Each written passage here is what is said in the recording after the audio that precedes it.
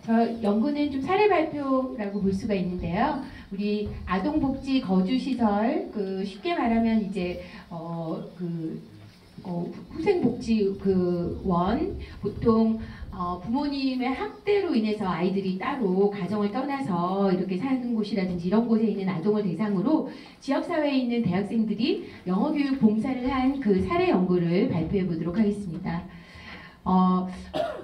비슷한 연구들을 살펴보면은요, 지역사회를 대상으로 한 대학생들의 전공 봉사활동이 국내에서도 많이 이루어지고 있고요. 또 이런 외국에서도 여러 연구들, 크램셔, 테일러, 펜슬 이런 사람들이 봉사활동의 긍정적인 부분을 보고하고 있고 또 기타 연구들에서는 이런 봉사활동, 특히 대학생들이 지역사회 봉사활동에 참여하면서 언어적, 문화적, 정의적 측면의 발달에 많이 도움을 받았다라고 보고한 연구들이 있는데요. 지역사회에 봉사하는 기회를 통해서 참여자들 또한 발전이 되고 또 지역사회는 특별히 이제 저는 영어교육 쪽이기 때문에 영어교육 혜택을 받을 수 있게 될 거라는 연구들이 있습니다. 또한 그를 통해서 우리 대학의 사회 기여에 대한 긍정적인 인식을 높이고 또 대학과 지역사회 간의 발전적이고 유익한 관계를 도모할 수 있을 것이라고 보는데요. 이러한 이론적 배경이나 또 기타 연구들을 바탕으로 취약계층에 대해서 실제적인 도움을 줄 수 있는 그런 사례를 한번 해보았습니다. 그래서 서울 소재 대학교의 구성원인 대학원생, 대학생, 교수로 구성된 이들이 인근 아동보호기관에 거주하는 아동들 대상으로 영어교육 봉사활동을 시행한 내용을 발표해 보도록 하겠습니다. 자, 먼저 이 아이들은 아동시설에서 생활하고 있는 미취학 아동부터 초등학교 저학년까지의 아동들을 대상으로 영어 수업을 진행을 하였는데요. 그 전에 먼저 담당 직원과 면담을 통해서 어떤 것이 필요한지를 물어보았습니다. 이 대상이 된 10명의 아동들은 6세, 7세, 8세, 9세, 10세 이런 아이들인데요. 참고로 이제 그 기관에 어떤 과목이 제일 필요한지 이런 것들에 대해서 물어봤을 때 사회 과목 또는 암기 과목 이런 것들은 혼자서 각각 공부할 수 있지만 그 기관에서도 가장 격차가 많이 나는 부분은 영어라고 공통적으로 말씀을 하시더라고요. 특히 초등학교 때는 그게 별로 안 드러나지만 중학교 1학년 되면 한 반에서 다른 아이들은 다 서교육을 하고 올라오고 이 보호시설에 있는 아이들은 학교에서 배운 정말 그 기초 수준만 가지고 중학교 1학년 때부터 영포자가 된다라고 말씀을 하시면서 그 중학교 이전, 초등학교 때의 영어 교육이 굉장히 시급히 필요하고 그래서 그 학교 공부를 전혀 따라가지 못하고 있다 이런 말씀들을 그 면담 조사에서 말씀하셨습니다. 그래서 사실 아이들의 식사생활이나 이런 것은 부족함이 없대요. 네, 여러 큰 보험사나 금융회사에서 많이 도와줘서 그 직원분이나 저나 우리 집보다 잘 먹는다 그랬거든요. 한우 먹고 오리고기 먹고 그렇지만 하지만 실제로 이 학습 특히나 영어 부분에서 너무 차이가 크기 때문에 그렇다고 그런 현금으로 지원을 해주진 않고 그런 부분에서 사실 많이 필요가 있다라는 그 원장님의 말씀이 있었고요. 네. 특히 이제 영어 같은 경우는 학교에서 초등학교에서는 가장 거의 낮은 단계에 맞춰서 하고 있기 때문에 중학교 1학년 담당 선생님과 여기 시설 원장님, 부장님과 면담을 하면 영어를 왜 벌써 포기하게 됐느냐, 학교 공부가 너무 어렵다 이런 얘기를 하면 학교에서는 해리포터를 영어로 읽는 친구들도 있는데 우리 아동보호시설 친구들에게 맞춰줄 수 없다 이렇게 말씀을 한다고 하시더라고요. 그리고 또 여기는 이제 예능 전공으로 우수한 대학에 진학한 학생들도 많은데 영어 때문에 졸업이 어렵다거나 이런 그 문제점이 많다는 것을 발견을 했고요. 실제로 저희가 봉사하게 된 내용은 먼저 1:1 영어 학습이 있었는데요. 대학생이나 대학원생 같은 경우는 아까 조사한 아동들과 1:1로 과외처럼 시간을 일정을 조율해서 만나서 가르치기로 했습니다. 교재 대금은 기관에서 조금 대주기도 하고 선생님이 하기도 하고요. 교사 교육을 따로 실시하진 않았지만 카톡방이나 밴드 등을 통해서 필요한 내용을 상담하거나 도와주거나 하면서 특히 파닉스 이런 정도를 도와주도록 했고요. 1:1 이외에 전체를 모은 영어 수업은 이제 주로 교수자가 했는데요. 수업 방법은 아동들이기 때문에 전신 반응 교수법, Total Physical Response, 몸을 움직이는 것, 그 다음에 Audio Lingual Method, 듣고 따라하는 것, 또 의사소통적 교수법, Communicative Teaching Method 이런 것들을 혼합해서 또 동영상이라든지 이런 것들을 합해서 이루어졌고요. 자, 여기에 대해서 학습자 반응을 후에 좀 살펴보았는데요.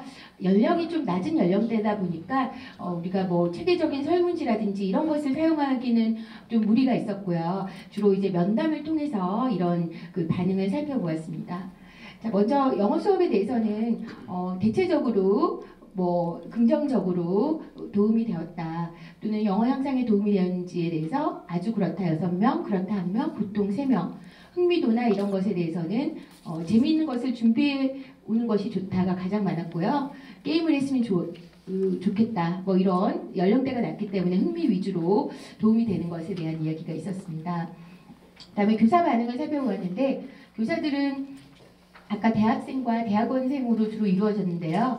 대부분 보람되었는지의 여부에 대해서 가장 큰 가치를 두고 있었습니다. 그래서 아주 그렇다 1명, 5명 중 5명은 아주 그렇다. 그 다음에 그렇다 1명이었고요. 사실 이 학습자들이 전혀 다른 보상 없이 순수한 봉사로 했기 때문에 보람도를 가장 가치 있게 생각한 것 같습니다. 그러면서 어떤 것이 좀 유익했는지 구체적으로 물어보았을 때 아이들이 배운 것을 알아서 하고 숙제를 잘해왔다. 네, 실질적으로 큰 성적 향상은 못 주지만 흥미 위주의 수업을 할 수 있는 게 유익했고 또 이런 교육에 대해서 실질적으로 부딪히면서 경험할 수 있었다. 아이들이 실력이 늘어갈 때마다 보람을 느꼈다. 또 기초적인 부분을 지도하면서 더욱 본인도 꼼꼼하게 영어 공부를 하게 되었다. 네, 처음에는 아이와 좀 어색했지만 갈수록 마음을 열어갔다. 네, 아이가 점점 집중을 잘하면서 나도 보람되고 재미가 있었다와 같은 내용이 있었습니다. 그 외에 제한사항에 대해서는요. 우리 수업에 다른 영어 수업도 있는데 그것에 대한 운영이 잘 되고 있는지 또 정기적으로 교육적 컨설팅을 잘 받으면 좋겠다. 뭐 좀 다른 활동을 해야 될지 어떤 것이 있는지 이런 부분에 대해서 좀 제안을 한 내용들이 있었습니다. 활동 후 직원과 면담을 했는데요. 직원들은 공통적으로 아이들이 1대1 영어 수업과 전체 영어 수업을 아주 좋아한다라는 이야기를 전해주었고요. 지속해서 해주기를 원했습니다. 가급적 6개월 이상. 여기 대부분 오는 사람들이 봉사로 오면 아이들이 언제까지 하나요? 이렇게 많이 물어본다고 하더라고요. 네, 언제 가는지 네, 관심이 많더라고요. 왜냐하면 지속이 잘 안 되기 때문에 그런 부분에 대해서 좀 아쉬움이 있었습니다. 제가 발표용이라서 많이 축약을 했는데요. 네, 15분 내에 하도록 좀 축약해서 좀 교육적 시사점을 말씀드리도록 하겠습니다. 아이들은 전체적으로 영어 수업에 대해서 흥미도에 대해서 긍정적이고 영어 능력 향상에 대해서 긍정적인 정도가 더 높았습니다.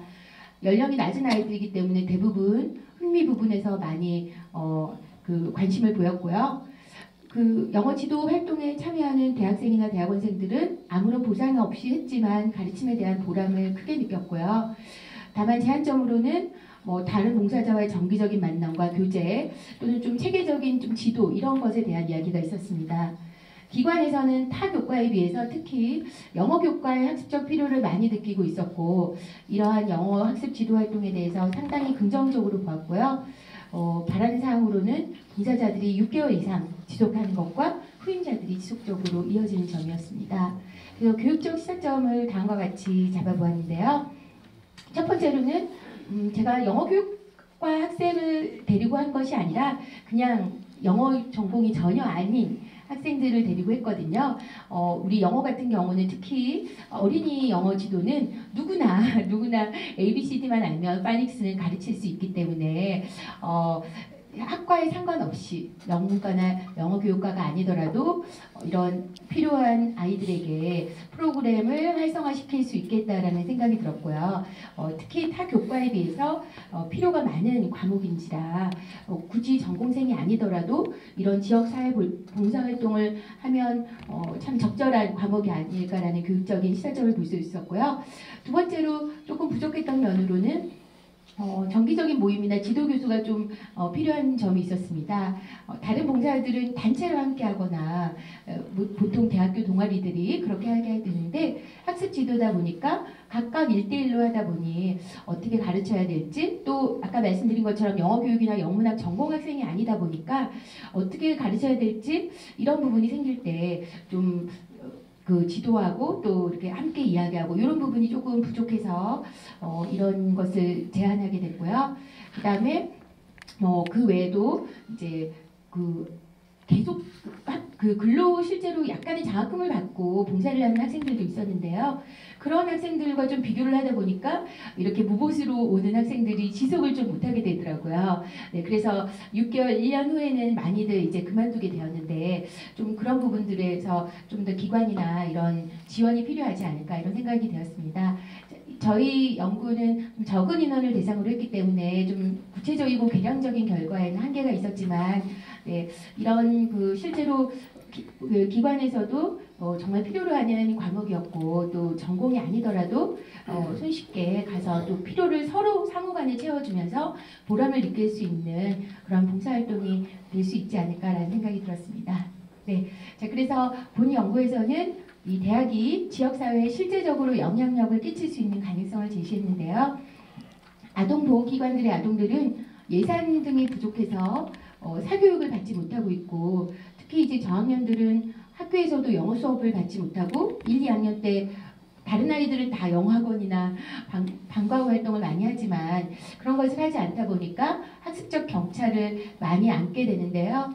이러한 것을 지역 내 대학원이나 대학생들의 자원봉사를 통해서 도와줄 수 있음을 보여주었습니다.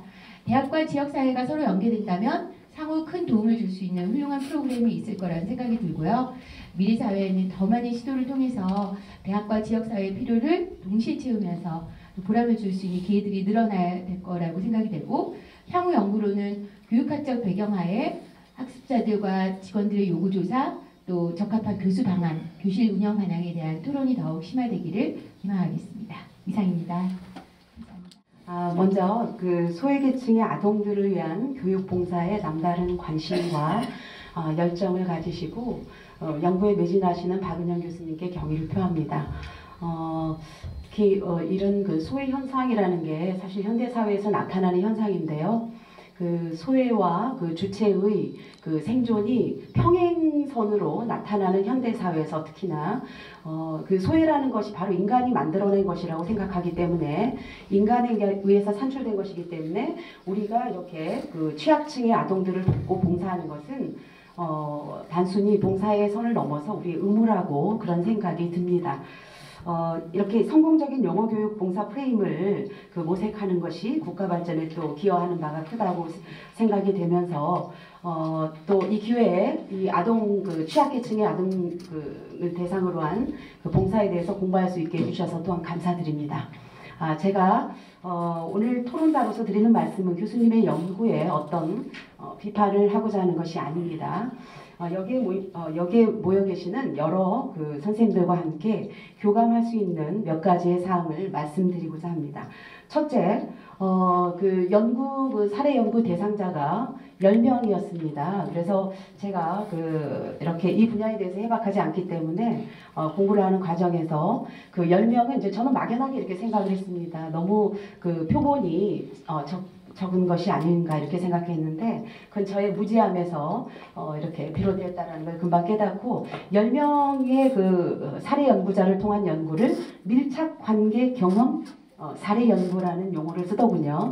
예, 그런데 이제 제가 그 부분에 대해서 생각해 봤을 때 밀착 연구의 어떤 우려 사항이 있었습니다. 왜냐하면 1대1이거나 2대1이거나 이런 관계로 사례 연구가 진행이 될 텐데요. 그렇다면은 결손 가정이라는 그런 용어를 써도 되는지 모르겠지만 그런 아이들의 개인정보 같은 것들이 학생 신분에서 우리가 완벽한 교육자의 입장이 아니라 청소년 입장에서 그 아이들을 접하기 때문에 단순히 이 아이는 엄마가 없는 아이다 라든가 이혼 가정이라든가 밥을 못 먹는 가정에서 이쪽에 뭐 와서 이렇게 그 봉사를 받는 아이라든가 이런 아주 지극히 개인적인 정보에 관한 어떤 그런 침해를 당할 우려가 있지 않은가에 대해서 한번 생각을 해봤고요. 그다음 두 번째는 우리 교수님께서 카톡을 통해서 봉사자들의 애로사항을 이렇게 해결하셨다고 제가 읽었습니다. 그런데 거기에 대한 조금 아쉬움이 저는 이렇게 생각을 합니다. 봉사는 물론 참 중요하지만 모든 봉사에서도 해당이 되는 말이겠지만 이것은 특히 교육에 관한 봉사입니다. 그렇기 때문에 학생들을 선발할 때도 저는 선발되어야 한다고 생각이 됩니다. 봉사를 하겠다고 해서 무조건 받아주는 것이 아니라 그 봉사자들을 모아서 교수자로서의 어떤 사전 교육이 철저히 필요하다라는 생각을 해봤습니다. 왜냐하면은 특히 우리가 그 영어 교육, 그러니까 영어 교수님께서도 교육을 하셨겠지만 심리 상담이나 이런 전문가들을 통해서 체계적인 그 사전 교육이 필요하다고 생각을 합니다. 그 아이들은 어떤 그 상처나 이런 것들이 많이 안고 있는 아이들이기 때문에 특히 뭐 그런 아이들이 아니라 하더라도 학습자의 유형에 있어서 제가 공부한 바로는 뭐 폐쇄형 학습자, 개방형 학습자, 충동형, 숙고형 학습자 이런 분류가 되고 있더라고요. 그 뭐 예를 들어서 개방형 학습자 같은 경우는 타인의 규제에 의한 학습을 꺼려하고 또 숙고형 학습자의 경우에는 느리지만 정확하게 그 학습 처리 능력이 분명하게 드러나는 그 학습자의 타입입니다. 그랬을 경우에 거기에 대한 어떤 식견이 없이 교수자로서 간 학생 입장에서 어떤 아이가 이해력이 좀 떨어진다거나 그 학습 처리 능력이 좀 느려진다거나 해서 뭐 이렇게 이해를 못하니 못 알아듣니라든가 조금 교수답지 못한 교사답지 못한 그런 용어를 사용했을 때 그 아이들이 받을 상처에 대해서 굉장히 그 정서적으로 조심스러운 그런 접근을 해야 되기 때문에 저는 분명코 교과목의 전문가뿐만 아니라 심리 상담가의 전문가의 투입이 필요하다고 생각을 했습니다. 그리고 세 번째는 우리가 사교육의 현장에서는 뭐 제가 아는 그 건축학과 출신도 영어 학원을 열심히 하고 있습니다만은 그것은 이렇게 포장을 하는 것이지 우리가 일반적으로 사교육 현장에서는 이렇게 전문가, 그러니까 그 전공자에게 교육을 받습니다. 물론 아까 교수님 말씀처럼 비전공자도 충분히 교육이 가능합니다. 그러나 우리가 약자의 입장에서 생각했을 때 그 아이들은 우리가 봉사라는 이유만으로 무조건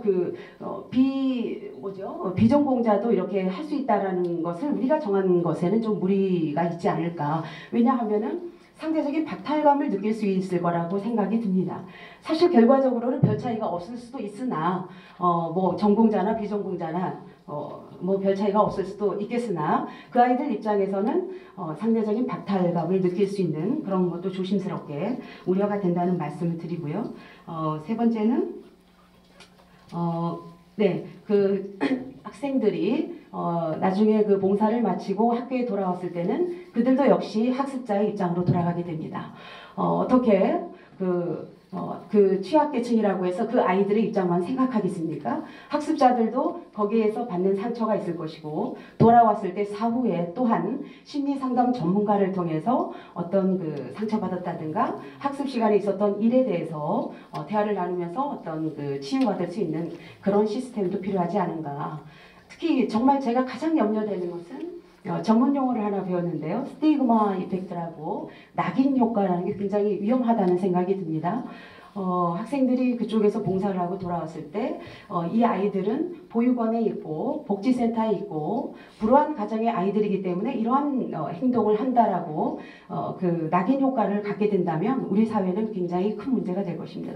사실 제가 드라마를 통해서도 본 바로는 하나뿐인 당신인가 몇 편인가 있죠, 여러분. 주말 드라마.